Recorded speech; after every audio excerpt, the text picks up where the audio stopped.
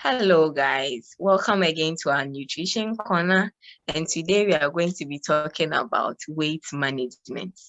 I believe at a point in our lives, each and every one of us has either tried to lose weight, gain weight, or even maintain weight. Basically, weight is a measure of how heavy an individual or a person is. Let's look at it as a dispensation that existed 30 years ago and what we have now in our era. So we see that 30 years ago, men had ideal weight, whereas technologies like television were heavy weights. But sadly, what do we see today? We see men who are heavyweight, and technology like television gets slimmer and slimmer. This is an unfortunate and sad truth. What then is the concept of weight management? Basically, the concept of weight management is to ensure that there is a balance between the food you eat and the exercise that you do as an individual. So if you want to maintain weight, you make sure that the food you eat or the energy contained in the food you eat is equal to the energy that you expel whilst you perform exercise or your daily activities. Now, if a person is gaining weight, then it means that the energy contained in the food that the person is eating is more than the energy the person is using for exercises and other physical activities. In the same vein, if a person is losing weight, then it means that the person is consuming less food than the person is exercising. So this is a basic principle of weight management. Let's now look at how much energy is contained in the food that we eat. We can see that 1 gram of fat and oil contains twice as much of the calories that are contained in carbohydrates. So for example, if an individual is consuming about 100 grams of fat and oil and consuming the same 100 grams of carbohydrates, this individual is going to get 900 calories as against 400 calories when the individual consumes carbohydrates. So there have been various approaches and various school of thought when it comes to the subject of weight management. Let's look at some or a few of them. We have starvation, where the individual doesn't eat at all or will eat and will tend to throw the food out because they want to lose weight. And this is a condition known as the anorexia nervosa.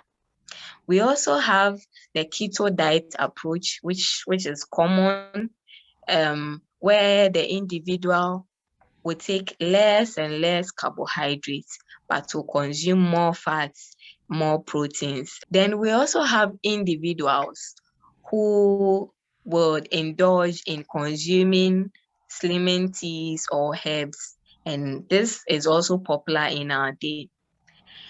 The approaches go on to surgical procedures, where fats accumulated in a particular portion of the body is taken out or is redistributed so the person will gain an ideal weight. There's also the diet management principle, where people will consume more vegetables, less carbohydrates, and then less protein. With this being said, someone will ask, we have all these approaches, what then should we do if we want to lose weight or maintain weight? Well, of a fact, diet therapy coupled with exercises, whether planned or unplanned, cannot be overemphasized when it comes to the subject of weight management. It is by far the most effective approach as far as we are concerned.